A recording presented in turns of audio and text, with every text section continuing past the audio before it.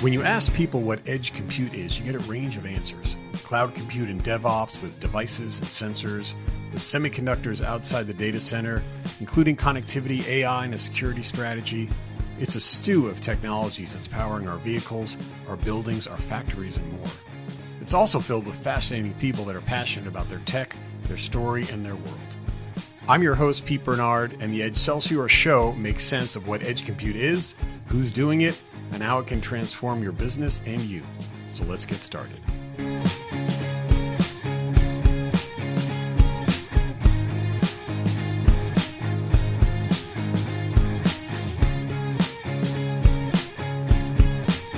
Well, we can get started. I wanted to welcome Joe Coco here. And Joe, correct me if I'm wrong, you are the group partner program manager for... Well, actually, why don't you explain what your title is, and because I'm not going to get it right, but Joe Coco from Microsoft. But why don't you give us a little background on your title and kind of what your what's currently keeping you busy?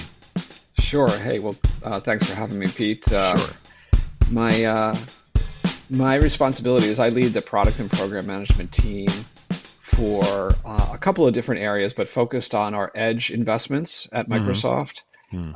So specifically, I lead the Windows IoT operating system, along with a set of related edge services for processing data, collecting data, and transmitting data to the cloud.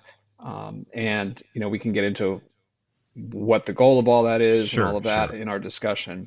Right. Cool. And so, and full disclosure, we've known each other for a while. So, sometimes I'll have guests on here that I never met before, but in your case, obviously we've met many times. So give me a little background, or give our listeners a little background, how you got to Microsoft. You've been at Microsoft like 20 years now or something? Yeah, actually, 25. So long time.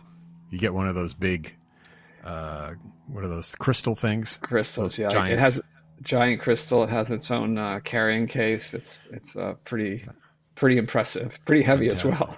Fantastic. 25 years. So that's a good chunk of time. I remember when I started at Microsoft, I had done my longest stint up to then. I had worked for 9 years at Phoenix Technologies, which I thought was forever. And then I did a couple of years in one place and 3-4 years in another. And when I got to Microsoft, I thought, I'll be here for some period of time. And then before I knew it, it was 18 years later. So I don't know if is that it for you? Did you come into Microsoft thinking, this is my lifetime gig, or what was or are you surprised that you were there that long? Yeah, no, I didn't intend to be at Microsoft as long as I have been. I had worked at 3 different companies before Microsoft on the East Coast in the Northeast. And, I was not really a Microsoft person back then. I wasn't a Windows person. I was doing things with, Unix at the time, and it turns out that I ended up at a startup before Microsoft. It's kind of at the age of the beginning of the browser, the beginning, really the big internet wave at the beginning of that. And Microsoft decided to buy the company, and the deal was dependent on most of us technical people moving out to the Pacific Northwest. And so I was a developer at the time, and so a bunch of us, I don't know, maybe 20 of us, moved across the country. And I thought I'd be at Microsoft 3 to 5 years. Sure. Go back to what I was familiar with, go back to friends and family. But it was a good gig. Right.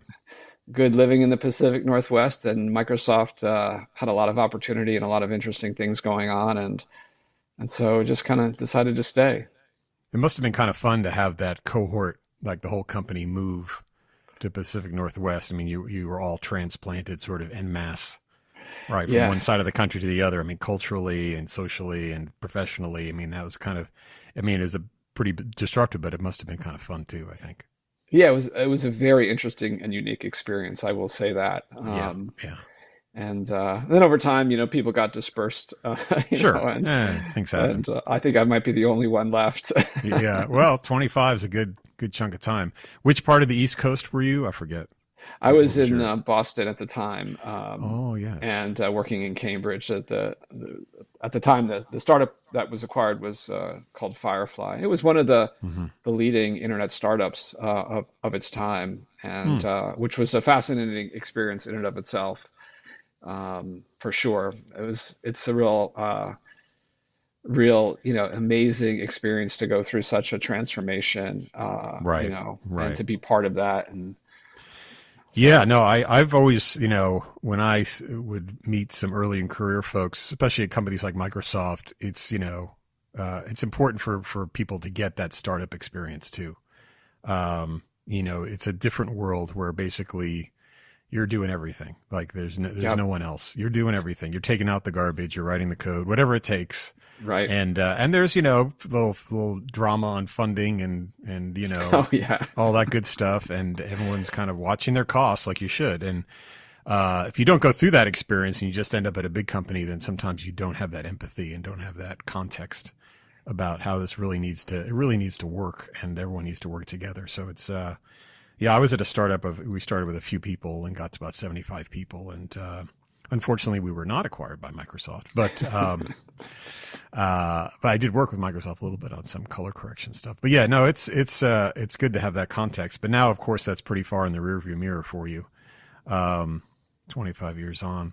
Yeah, So, mhm, the interesting thing I will note though about that time is, to your point about what it's like at a startup, hmm, I think the thing that I didn't appreciate until I was at Microsoft for a few years is the ability to have a global impact with the products you're building and the right. reach and the scale that you can attain because of the infrastructure, at many large companies, Hmm. whether it's the field sales organization or you know, the legal team support or the marketing support. When you're at a startup, yeah, to your point, you don't have those things, right? No, you can look out the window. That's about Right. And as so far as you can reach. getting adoption of your product is really hard because you just don't have that scale. And also you don't have customers who will trust you.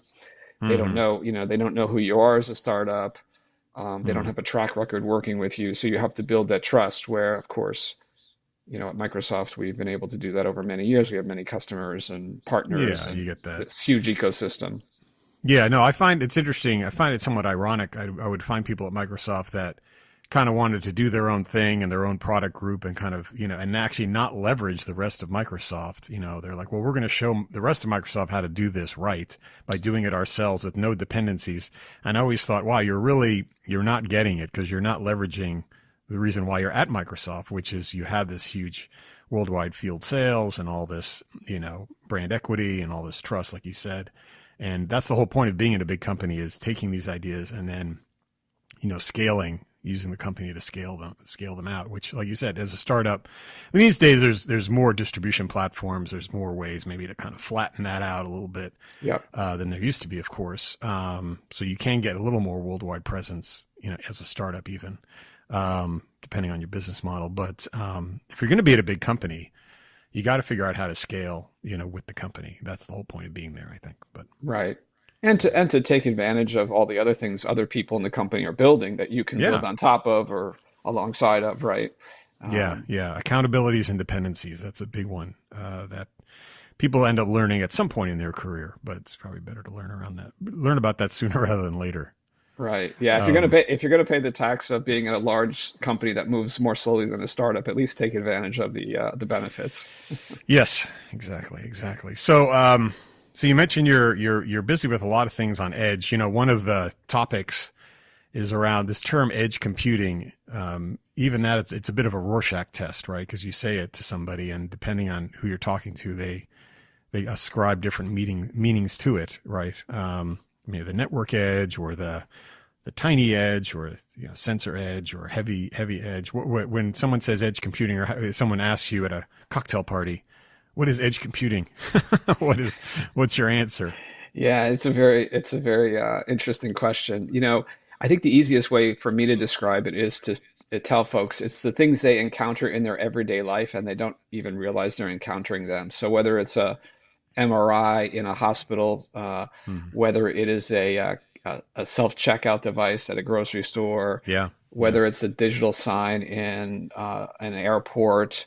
Of course, a lot of us don't see the industrial equipment, but that's a key, Hmm. part of it, right? Sure. But Manufacturing. if you work in a warehouse and you're working with robots or in factories, all the manufacturing equipment, the industrial control systems, the sensors, the robots, all of that, collectively, you know, that represents the edge. Of course, there's a lot of other pieces. There's little sensors, there's servers that, collect and process data. There's all kinds of different devices. There's gateways that send data to the cloud, et cetera. Right. Um, Yeah, there's a whole taxonomy out there of, you can call it tiny edge, right? Or Cortex M based. There's like light edge. Sometimes people say medium edge. Sometimes they say heavy edge, right. but like you said, there's all these kind of workloads or compute functions that happen outside of the cloud, right?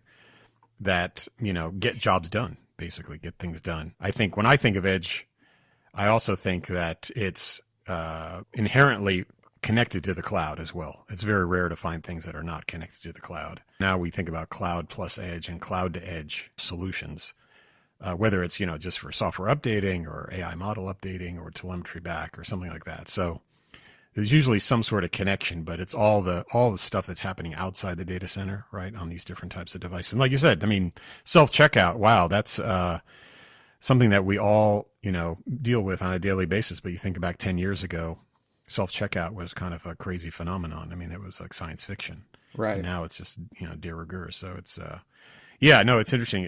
Things that we encounter in everyday life. And so when people think of Microsoft, obviously there's Azure and the giant hyperscaler cloud.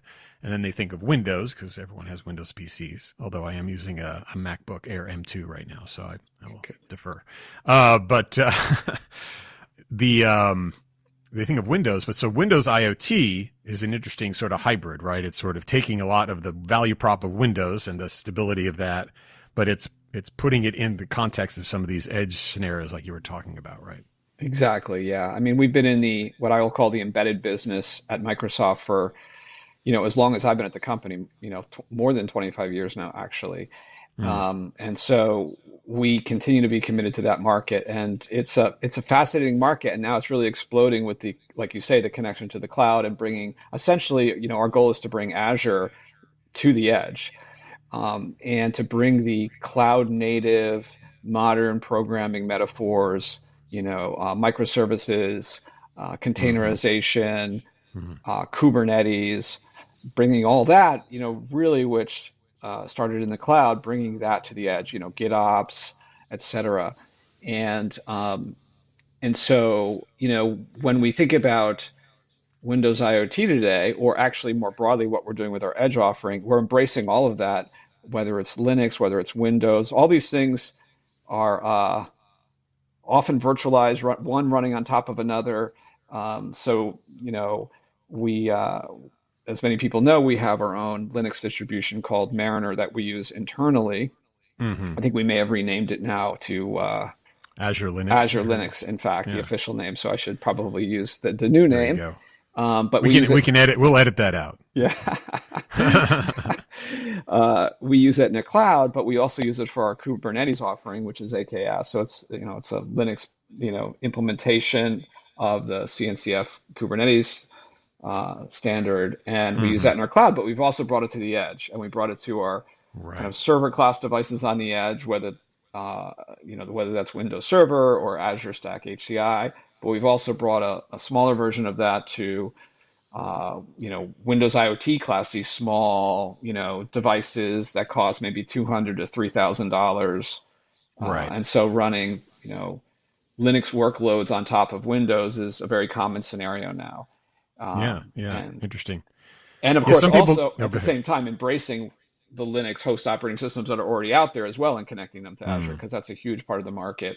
And so, Right. we're operating system agnostics. I happen to be responsible for Windows IoT, but all the work I'm doing on the other areas that are in my domain, I mentioned the data services earlier. That's all Linux based, Hmm. investments that run on Kubernetes that are, Linux containerized services. Right, So right. Yeah, some people may not kind of totally grok what you were saying, but and not to get too technical here, but there's like kind of instances of operating systems that can run inside of like a hypervisor framework, right? And yep, so you can run Linux workloads just like you'd run on a bare metal Linux box, but you're running it as a workload, even though it's running sort of inside of Windows. Right. And just like you can have all kinds of virtualization platforms, you can run RTOS in an instance, you can run Linux in an instance. I'm sure you can even run Windows in an instance, which is actually what Azure is, right? yep, You're spinning up Windows VMs in the cloud. And so that's kind of an interesting thing as there's more horsepower in some of these devices on the edge. Now you're looking at pretty cool like virtualization schemes where you can get, in this case, you get Windows IoT as kind of your base OS that's managed and updated and secure. And then you can plop these other, maybe plop's not the right word, but you can plop other workloads on top in different environments, right? yeah. Um, and does that include RTOS too? Can you run an RTOS environment in Windows? Typically we don't see customers running an actual RTOS operating system Like a virtualized. determinate, yeah, right. Because it's Um, not deterministic. I mean, you w- can't really get the, yeah, the well, that's kind of there's a bit of nuance here. So, in the case of Windows itself, there are a number of what we call, say, soft real-time features in the operating system, hmm, and a number of our customers who build very interesting, complex equipment take advantage of those features. They're not very well known, but they exist and they work quite well. hmm, But people who typically use an RTOS itself, they put it into typically a microcontroller based type of device that has that real more maybe hard real time or right. determinism that you talk about. And so they typically run that bare, quote, bare metal on a small Hmm, device hmm, very often. Now, actually, what you see is a lot of this equipment. Let's say it's a piece of equipment that makes semiconductors or an MRI machine or a robot. They often run multiple operating systems, right? So you might have Windows or Linux, like Ubuntu Linux or Windows IoT running kind of as like the master brain of the thing, or maybe the user interface of the thing. And hmm. then you have multiple microcontrollers that are running RTOS side by side with it. And so that's a very common environment. Yeah, yeah. Actually, so just to kind of riff on that a little bit, you mentioned about how Windows IoT now supports Kubernetes kind of containers, right? That's the AKS. Is that the Yeah, AKS? AKS. So exactly, we have AKS HCI, which is our Kubernetes for larger, more powerful kind of server class Right. infrastructure. And then we have Heavy edge. AKS, yeah, and then we have AKS Edge Essentials, which is more of for the lightweight kind of a Windows IoT class, what I would say client class devices. This is typically running the hardware you might have in a laptop, Right. Right. but Right. in some sort of industrial equipment or hospital equipment or retail equipment. Right.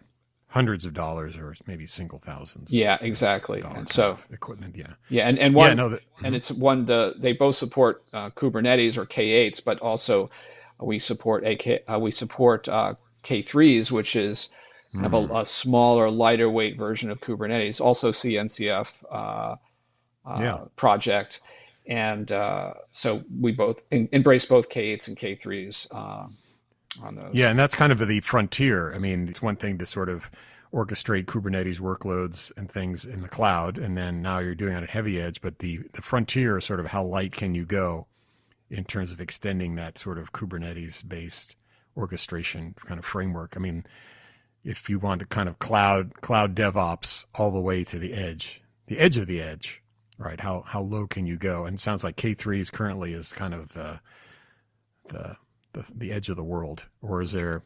I know you're working on there's this thing called Acri. I don't know if you want to talk about Acri. Yeah, there's a few other things going on. So right now, you're right. I mean, the Kubernetes was really started in the cloud and got a lot of traction in the cloud. And then it slowly Right. moved to these server class devices on the edge or these kind of on-site data center machines, maybe Mm, you'd call them. And then it moved to these lighter weight embedded devices. Uh, Sometimes people call them light edge devices. But there's all these other devices out there that can't run that full Kubernetes platform as we know it today. Sure. And there's a couple of efforts to integrate those smaller microcontroller-based devices into these Kubernetes environments. So you can run containerized Linux workloads on the edge and also interact with these other devices, whether they're sensors or just older equipment, legacy equipment that you're not going to upgrade with new software. And so the two interesting things there, one, as you mentioned, is ACRI, AKRI, which is also a CNCF project, which what it does is it allows you to integrate those, let's say a sensor that's not running Kubernetes, into a Kubernetes cluster. It creates a Kubernetes resource for that device so that your workloads running on the Kubernetes cluster see it as any other Kubernetes resource, see it like a GPU, as an example. And we're not talking about GPUs here, but GPUs are exposed in kind of a similar way. And so you can kind of interact with it and essentially do a protocol translation to whatever the native protocol is of that leaf node device. Right, like an ONVIF-based camera or something like that. Exactly. ONVIF RTSP-based camera can be exposed as a Kubernetes resource to a Kubernetes cluster so that workloads running on that Kubernetes cluster can get video streams from that camera, right? Or tell it to zoom in or whatever it might be. Yeah. And AKRI, that's is that a Kubernetes resource interface? Is that how is that the I don't remember the exact that's part of it. I believe it's also it might be a Greek island or something like that. I can't recall exactly, so I'd have to look it up. Okay. I can't remember how we came up that. with the name. Yeah. Oh yeah. Okay. No, I thought it was just I remember we used to have, I'm going to date myself, but working at Phoenix, we used to have all these different CMOS editors, and the popular one was Yace, Y-A-C-E, which was yet another CMOS editor. Exactly. So I thought maybe this would be like Yakri, yet another Kubernetes resource interface. Yeah, it took a while to get everybody to coalesce around a name. So yeah, that's a nice name. 4 letters, it's rational. So that's one way of interacting with these kind of smaller devices or devices that can't run Kubernetes. Another effort underway is the WASM effort, WebAssembly effort that's going on, and really that's about I'm not an expert in it, but I would describe it as being able to have a smaller container infrastructure. So you can, when you have containers today, they're Dockerized or they're basically you're bringing part of the Linux operating system or along with you when you bring your workload, and so there's other ways, interesting ways to do that are smaller and more lightweight, and that's what this WebAssembly is about. And so you'll be able to have a Kubernetes cluster that's running these WebAssembly containers, which are smaller and lighter weight. Yeah, and this idea of kind of portable containers for software has been around for a long time, right? I mean, going back to the Java days too, right? I mean, we used to have J2ME and things like that, where ideally you would have a pretty programmatic interface across all these disparate platforms, and your code would be, I think they used to say, write once, run anywhere, which never really worked too well. But the concept was good. Right? It was being able to find some sockets that you could talk to and put your code onto. So it'd be interesting to see how that plays out, right? Yeah. I was gonna, you were talking earlier about, how all these edge devices are connecting to the cloud. And, I think when people hear that, they think, well, they're just directly connecting to the cloud, or I don't buy that all these devices are going to directly connect to the cloud, Right. But really, most of them won't be directly connected, but they will be connected indirectly. And through these, network topologies, sometimes referred to as ISO 95 networks or Purdue network models, where, basically you have devices in different layers with security boundaries between them. But if with the right software and the right security policies, those devices that are behind those security boundaries can be targeted and can be targeted by the cloud, can be controlled. You can deploy workloads, you can update devices.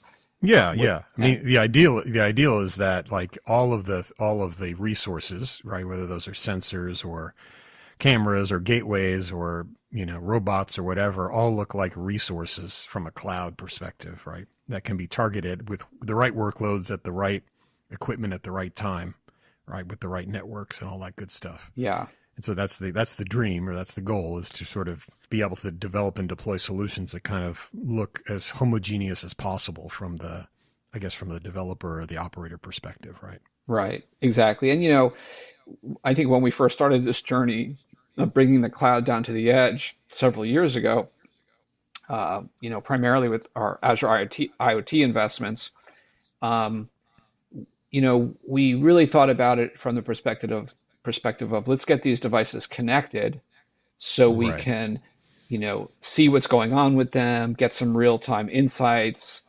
uh, you know, monitor them, right? And that's been very valuable for a lot of scenarios. Mm-hmm. But as we're going along, we want to kind of add more value by now starting to optimize those assets on the edge or Mm-hmm. optimize that production process to deliver better products to customers or improve the quality coming off the assembly line or whatever it might be.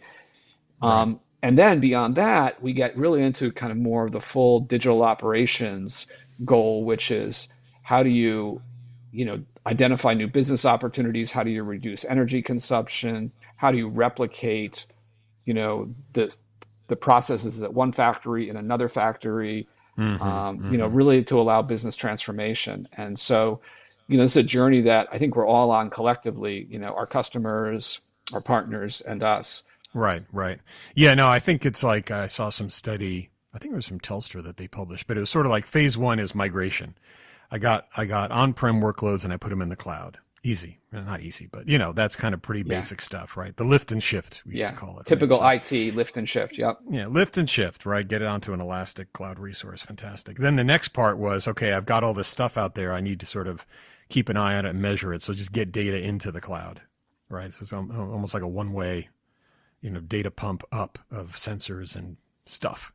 And now we're talking about, well, actually now these devices on the edge are actually a lot more capable. The semiconductors are getting more powerful. The networks are faster. So these things are a lot more capable of doing, kind of low latency, real time stuff where the action is. And they really need to be considered a resource as part of an overall solution. And so that's where we say, okay, well, let's take all the cloud dev, and DevOps that people are used to. And I saw a stat somewhere where there's like 10 times as many cloud devs as there are embedded devs. I don't know if it's true. I don't have a source, but I was told that. So it's like, hey, let's standardize on that so that people can build solutions, including, like you said, the point of sale. Right. Yeah. I mean, customers are telling us they want those same metaphors, whether they're using them in the cloud or the edge. Mm-hmm. Um, and you're right, from a developer efficiency standpoint, having one way of writing code, one way of orchestrating workloads is incredibly valuable, whether you're doing it in the cloud or on the edge. And creating that continuum from the cloud to the edge is super important to Mm-hmm. customers. But it's Yeah, still harder to do on the edge today. And so a lot of our investments, whether it's on Azure IoT or whether it's in Kubernetes with AKS, whether it's in Windows IoT, a number of other things we're doing. It's all around how do we make it easier for customers to use these cloud paradigms on the edge and really create this seamless fabric from the cloud all the way down to the edge. And yeah, yeah, so that's where we're focusing our time, and it's an yeah, interesting time to be doing it. yeah. No, it sounds fascinating.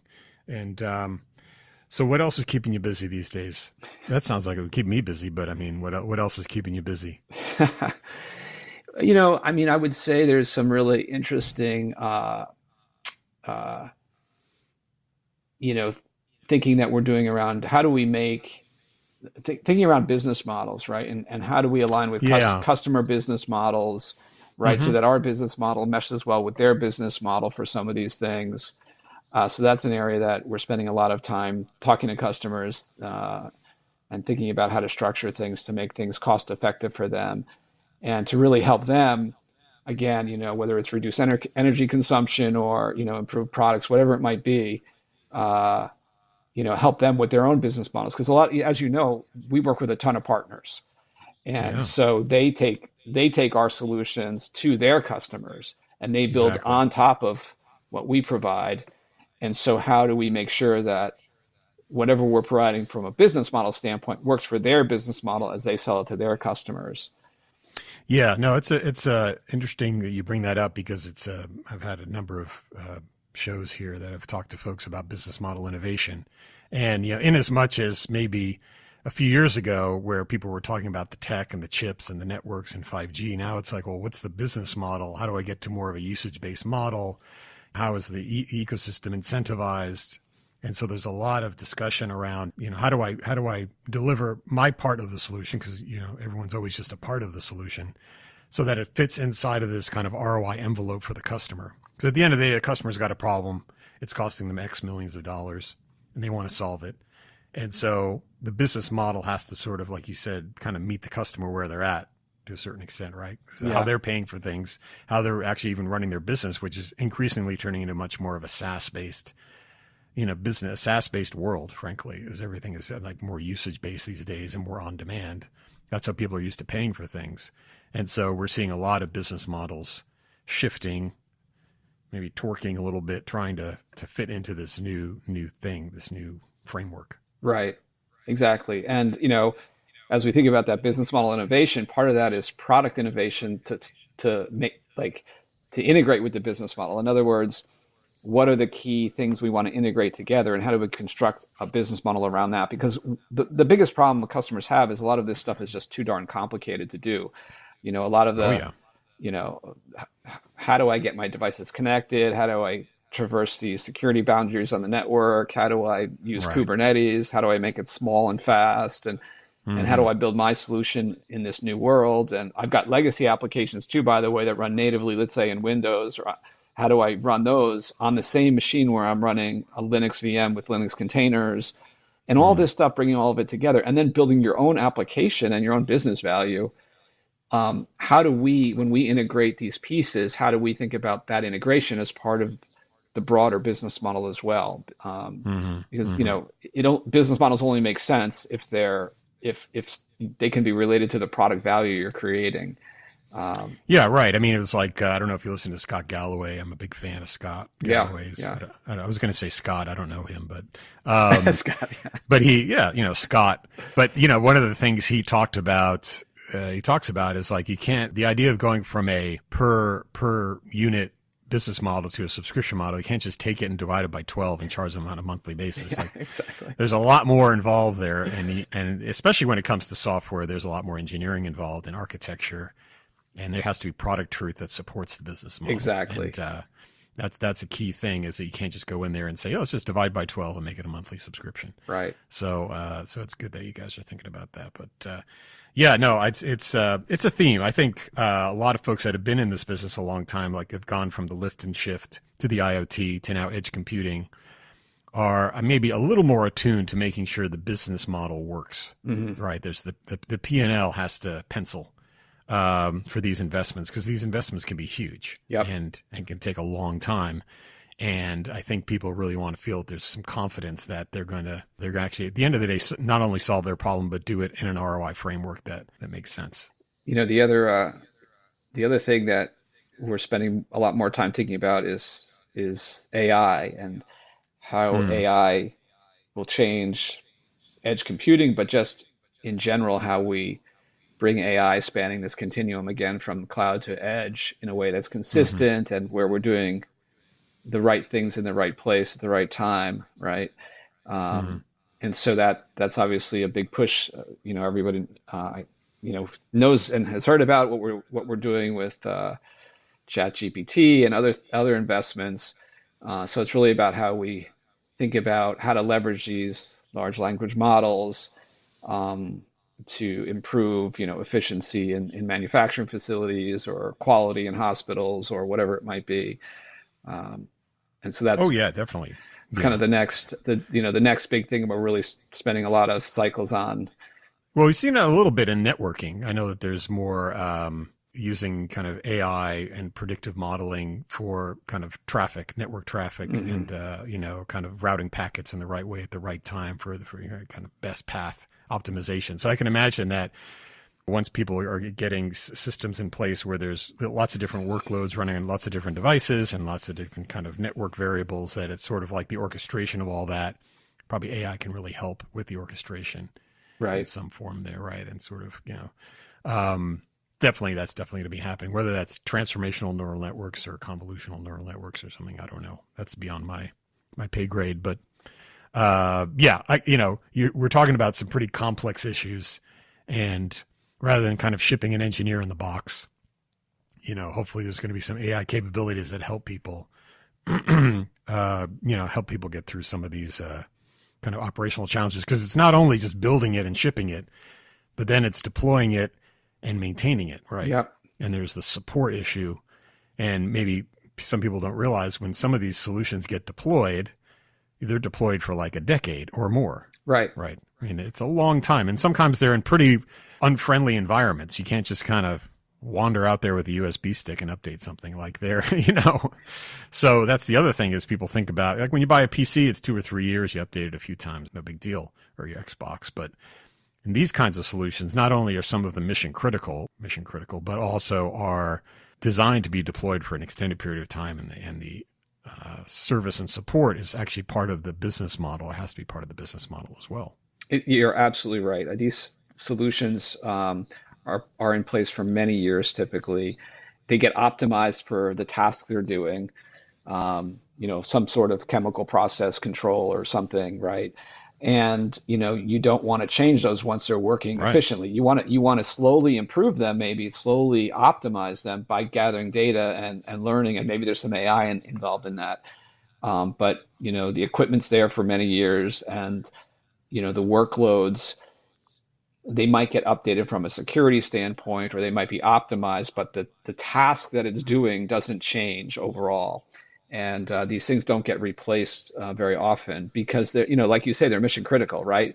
Whether it's a kind of a life or death scenario, or just a business, business continuity, like your manufacturing facility. If something goes offline for even minutes, you're losing a lot of money. It's very disruptive, and so that is a huge part of the value proposition that I think we try to bring.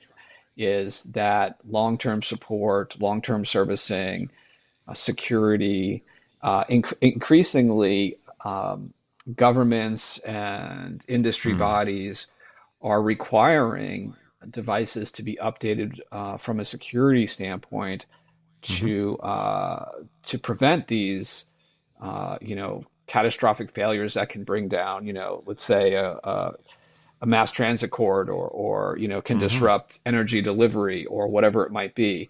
With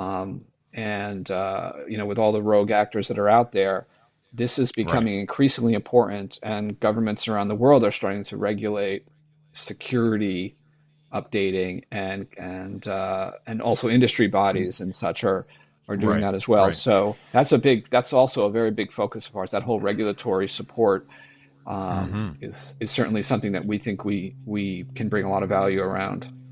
Yeah, no, for sure. And it's like, I think the regulatory requirements around that kind of manageability, updatability. I mean, we've seen so many solutions that are sort of flash and forget things, and maybe that worked 10 years ago, but these days they're so integrated, as you were saying at the top of the story, these things are so integrated into our daily lives, whether we even realize it or not.